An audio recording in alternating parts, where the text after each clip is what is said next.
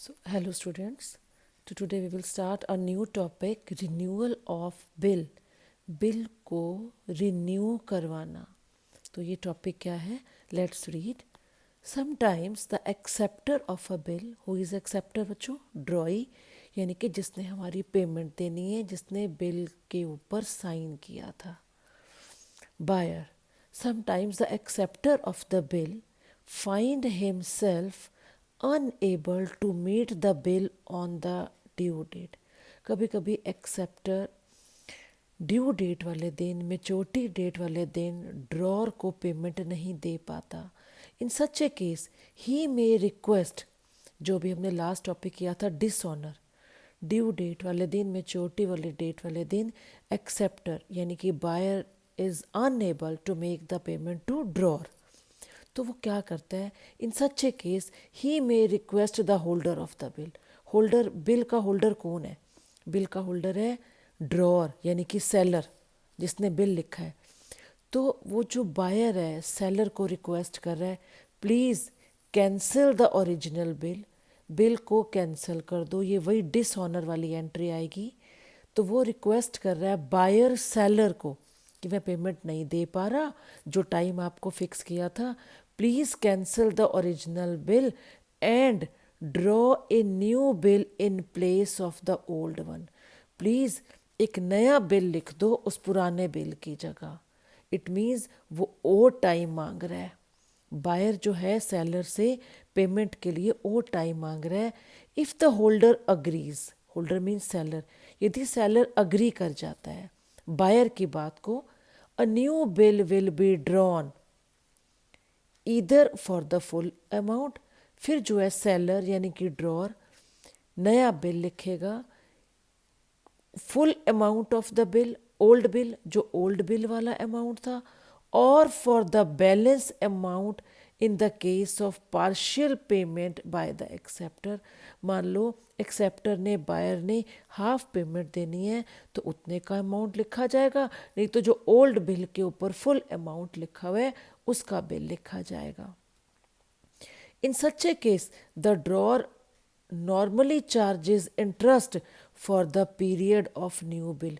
देखो बच्चों, पुराना बिल डिसऑनर हो गया, बायर ने मना कर दिया, हमारे मेरे पास पेमेंट नहीं है, प्लीज़ जो ओरिजिनल बिल था, पुराना बिल था, उसको कैंसिल करके एक नया बिल लिख दो. मतलब मुझे 2 मंथ्स का और टाइम दे दो और नया बिल लिख दो. इट मीन्स ड्रॉर अब एक और बिल लिख रहा है, उसमें फिर 2 या 3 महीने का टाइम दे रहा है बायर को. अब ड्रॉर यहाँ पर क्या कहता है, सेलर क्या कहता है, ठीक है मैं एग्री करता हूँ आपकी बात को, आप मुझे 2 मंथ्स के बाद पेमेंट देना, लेकिन आप जो 2 मंथ्स का और टाइम मांग रहे हो, फर्दर मेरे से टाइम मांग रहे हो, उसके लिए मुझे इंटरेस्ट आप दो. इन सच ए केस ड्रॉर यानी कि seller normally charges interest for the period of new bill. नए बिल का 2 मंथ्स का, 1 मंथ्स का, 60 डेज, जितना भी टाइम मांगा है ड्रॉई ने, ड्रॉर उस टाइम पीरियड के लिए ड्रॉई से इंटरेस्ट चार्ज करेगा. इंटरेस्ट जो है कैश की फॉर्म में भी हो सकता है, इंटरेस्ट में भी पेड इन कैश, इंटरेस्ट वो कैश में भी पे कर सकता है, and is more common may be added in the amount of the new bill. हो सकता है वो ड्रॉर कहे कि या तो मुझे इंटरेस्ट कैश दे दे, तो ड्रॉई को कैश देना पड़ेगा इंटरेस्ट, या फिर जो नया बिल लिखेगा ड्रॉर, किसके ऊपर? ड्रॉई के ऊपर, तो ड्रॉर जो है इंटरेस्ट का अमाउंट नए बिल में ऐड भी कर सकता है. The entries to be made on the renewal of the bill. जब आप रिन्यूअल बिल को रिन्यू करा रहा है कौन? ड्रॉई ने. जब और टाइम मांगा है, मतलब पुराना बिल कैंसिल हो गया है, डिसऑनर हो गया, और जब नया बिल लिखा जा रहा है, आर यूजुअली जो एंट्रीज हैं, entries are to be made on the renewal of the bill are usually the same as in the case of dishonour. देखो बच्चों, डिसऑनर तक तो वो एंट्रीज रहेंगी जो लास्ट वीडियो में करी हैं. First of all, an entry will have to be passed for the cancellation of old bill. पहले पुराना बिल कैंसिल होगा, मीन्स पुराना बिल को, जो डिसऑनर की हमने लास्ट वीडियो में एंट्री करी थी, डिसऑनर ऑफ द बिल करेंगे, पुराना बिल कैंसिल होगा, डिसऑनर होगा, फिर जाके नया बिल लिखा जाएगा। Let's start it's accounting treatment. ये एक्स है ड्रॉर यानी कि सेलर, ये वाई है ड्रॉई यानी कि बायर है। ये तो ये है सेलर और ये वाई कौन है, buyer. Let's start. First of all an entry is passed for the cancellation of the old bill. बच्चों वाई ने ड्यू डेट वाले दिन मना कर दिया एक्स को कि मेरे पास पेमेंट नहीं है। X is unable to make the payment to X. Y is unable to make the payment to X on maturity date. Y payment नहीं दे पा रहा तो बिल कैंसिल हो गया। डिसऑनर की एंट्री करेंगे दोनों के केस में। ये देखो बच्चों, ये डिसऑनर की एंट्री है। बिल कैंसल्ड या बिल डिसऑनर कुछ मर्जी लिख सकते हो नरेशन में। Y account debit to B R. Y के केस में वाई के बुक्स में चला entry bills payable account debit to X. ये एंट्री हमने लास्ट वीडियो में करी थी बच्चों। ये बिल की डिसऑनर, बिल की कैंसलेशन की एंट्री है। डन। अभी पुराना बिल तो हो गया कैंसिल। अब वाई ने रिक्वेस्ट करके कहा प्लीज़ मेरे पर नया बिल लिख दो, मुझे 2 months 1 month का टाइम और दे दो पेमेंट देने का। अब एक्स डिसऑनर की एंट्री होगी। अब एक्स जो है वाई के ऊपर नया बिल लिखेगा, लेकिन एक्स ने कंडीशन दी थी, ठीक है मैं तेरे को 1 month या 2 month का टाइम दूंगा, मुझे पहले इंटरेस्ट चाहिए कैश में। जो 1 month का आपने टाइम मेरे से और मांगा है 1 month या 2 month का, आप मुझे उसका इंटरेस्ट कैश में दे दो। अब देखो, when Y pays the amount of interest in cash. अब जो वाई ने और मोहलत मांगी है और फर्दर टाइम मांगा है, उस टाइम पीरियड का इंटरेस्ट एक्स को वो पहले ही दे रहा है। कब? जिस दिन बिल डिसऑनर हुआ, जिस दिन वाई ने नए बिल की बात करी। तो ये डिसऑनर वाले डेट की एंट्री है। एक्स के पास कैश आया, डेबिट व्हाट कम्स इन, तो एक्स की बुक्स में कैश डेबिट होगा। Cash account debit to interest. X की बुक्स में इंटरेस्ट को क्रेडिट कर रहे हैं बच्चे। इंटरेस्ट क्या है? इनकम है। किसके लिए? एक्स के लिए। एक्स को ब्याज मिल रहा है, इंटरेस्ट मिल रहा है। और इंटरेस्ट यानी कि इनकम जो है ऑलवेज क्रेडिटेड होती है। नॉमिनल अकाउंट का रूल याद करो, credit all income and gains. तो जो भी इनकम है, एक्स के लिए इंटरेस्ट इनकम है, सो एक्स की बुक्स में इंटरेस्ट क्रेडिट हो जाएगा। तो cash account debit to interest, इसके पास इंटरेस्ट आया, वाई ने इंटरेस्ट पे करा। Credit what goes out, Y के पास कैश गया, क्योंकि जो इंटरेस्ट दिया है वाई ने इन द फॉर्म ऑफ कैश दिया है, कैश गया। लेकिन वाई ने इंटरेस्ट दिया है, वाई के लिए ये इंटरेस्ट एक्सपेंस है, तो रूल याद करो, debit all expenses and losses. जितने भी एक्सपेंस हैं दैट विल बी डेबिटेड, तो इंटरेस्ट को डेबिट कर दिया वाई के बुक्स में।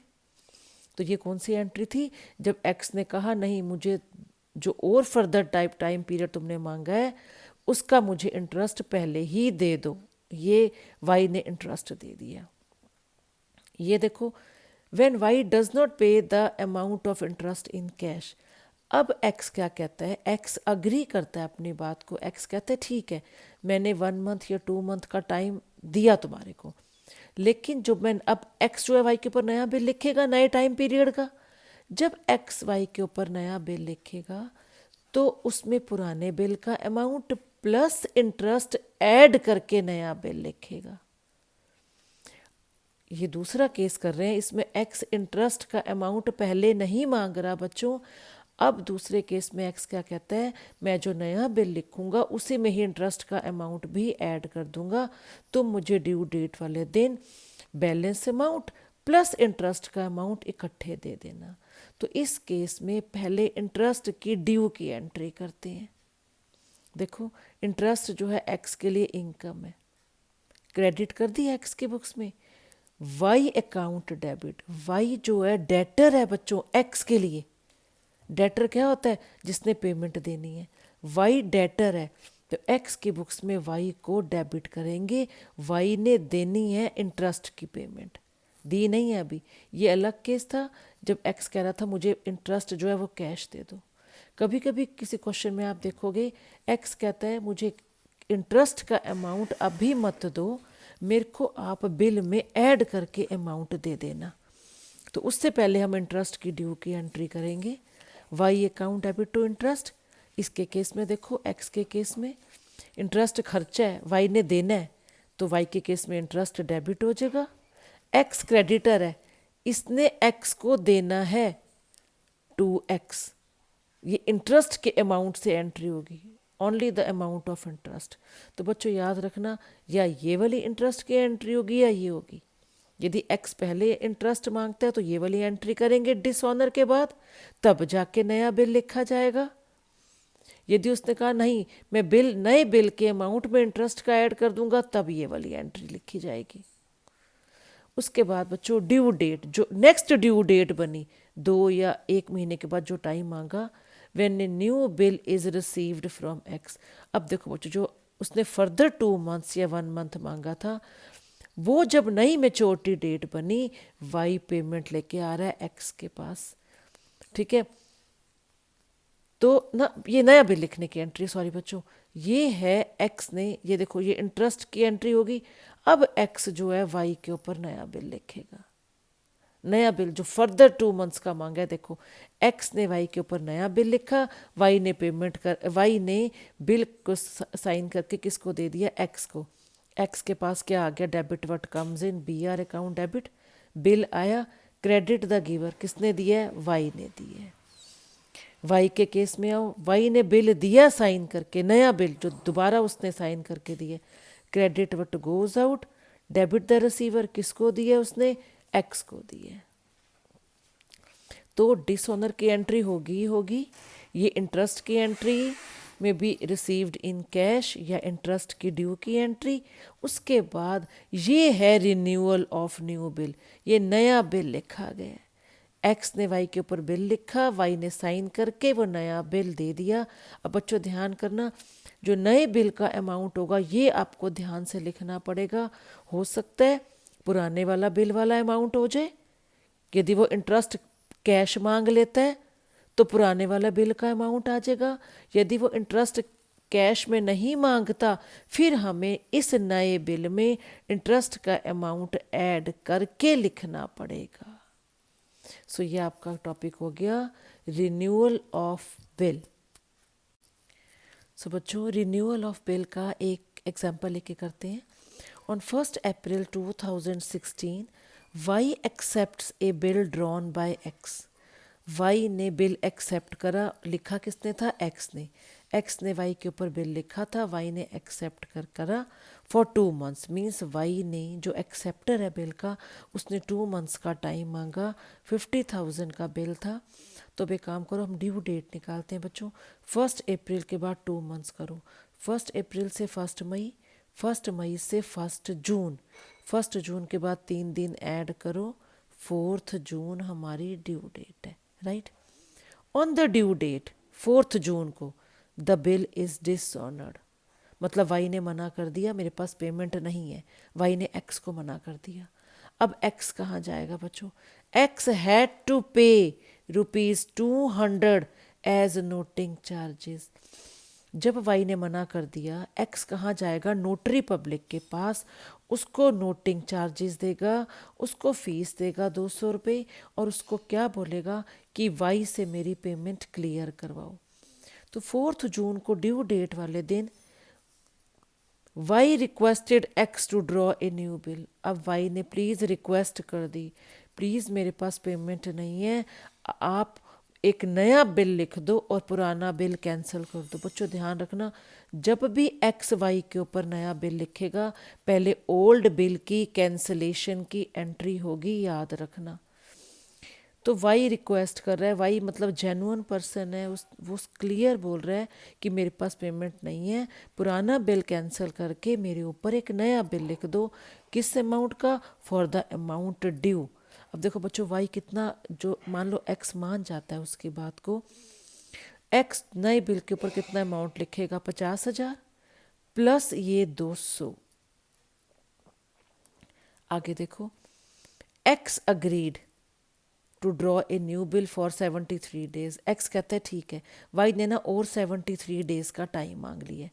वाई कहता है ठीक, मुझे 73 डेज का टाइम और दो, I will surely make payment to you. X मान जाता है, एक्स कहता है ठीक है, एक्स नया बिल लिखता है, X agree to draw a new bill, X कहता है ठीक है मैं नया बिल लिखता हूँ, बट उसकी कंडीशन है एक्स की, ही charge 18% per annum interest in cash. वो कहते हैं ठीक है 73 डेज के बाद मुझे पेमेंट दे दी हो, एक्स कह रहा है, लेकिन मुझे इंटरेस्ट 18% के हिसाब से जो 73 दिन 73 डेज तुमने और मांगे हैं, मुझे 73 डेज का 18% के हिसाब से इंटरेस्ट कैश में पहले ही दे दो। The bill is duly met on its maturity, जो वाई है उसको उसका बिल वापस मिल जाता है मेच्योरिटी डेट वाले दिन। इट मीन्स वाई ने पहले बिल के टाइम मना कर दिया ना 4 जून को, लेकिन 73 डेज के बाद जो डेट आती है उस डेट पे वाई पेमेंट लेके जा रहा है किसके पास, एक्स के पास, तभी तो एक्स वाई को उसका बिल वापस मिल गया। The bill is duly met on its maturity. तो ये लो बच्चों करो स्टार्ट अब entries in the books of both the party, X की बुक्स में भी जर्नल करनी है, वाई की बुक्स में भी जर्नल करनी है। So let's start. एक्स के बुक्स में इसमें वो सेल परचेज वाली तो बात ही नहीं करी, सीधा कहा है एक्स ने बिल लिखा है, वाई ने एक्सेप्ट करा है, तो वाई ने बिल एक्सेप्ट करके किसको दे दिया, एक्स को। 1 अप्रैल को एक्स के पास बिल आया, डेबिट व्हाट कम्स इन, किसने दिया, वाई ने दिया, क्रेडिट द गिवर 50,000 का। तो एक्स के पास बिल आया, वाई के पास बिल गया। लो बच्चों वाई के केस में अब एंट्री करते हैं। वाई के पास बिल गया, क्रेडिट व्हाट गोज आउट गया, डेबिट द रिसीवर, किसको दिया बिल उसने, रिसीवर कौन है बिल का, एक्स, 50,000 हो गया। अब आ जाओ बच्चों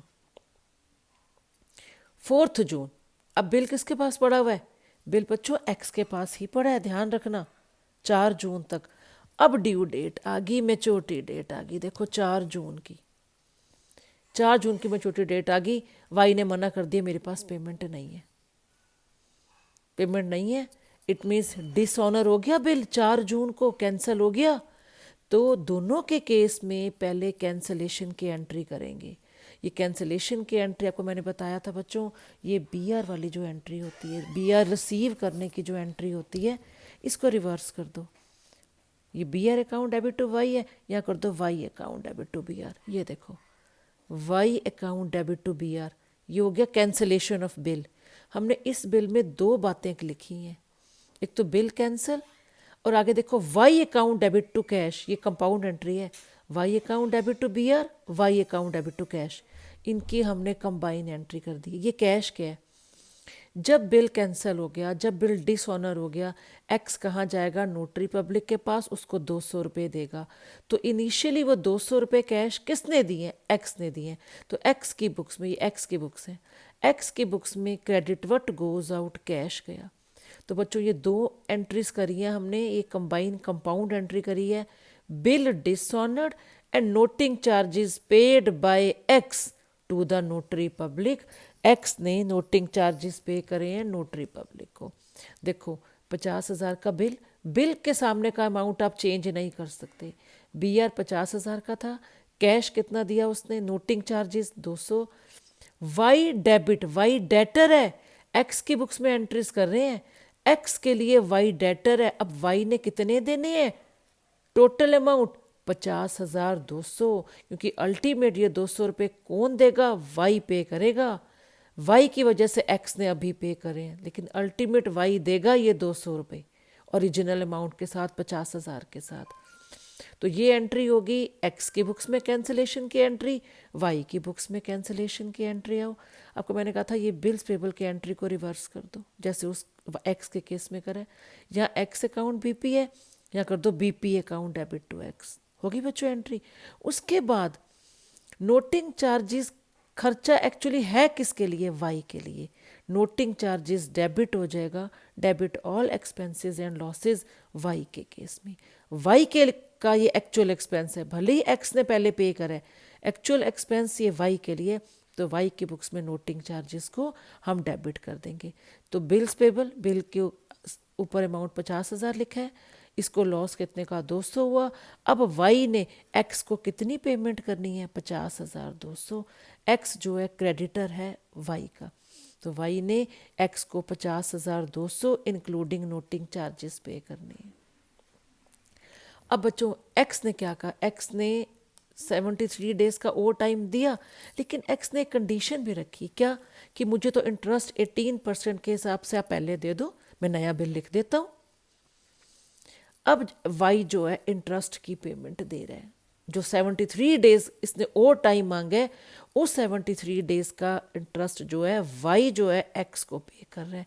डेबिट व्हाट कम्स इन, क्या आया एक्स के पास, कैश आया, इंटरेस्ट जो है in the form of cash आ रहा है, और ये जो इंटरेस्ट इनकम है एक्स के लिए, इसलिए इंटरेस्ट विल बी क्रेडिटेड। अब देखो बच्चों इंटरेस्ट मिला कितना है, कितने देने हैं बच्चों वाई ने, याद करो 50,000 नहीं 50,200। एक्स ने 200 रुपये पहले भरे हुए हैं, वाई का खर्चा है, तो वाई ने अब टोटल पेमेंट देनी है 50,200। ये अमाउंट गलत मत करना, ये जो फर्दर हम जो 73 डेज का टाइम पीरियड मांगा है उसका इंटरेस्ट ऐड उसका जो नोटिंग चार्जेस जो हैं ऐड करके हम इंटरेस्ट लगाएंगे 50,200।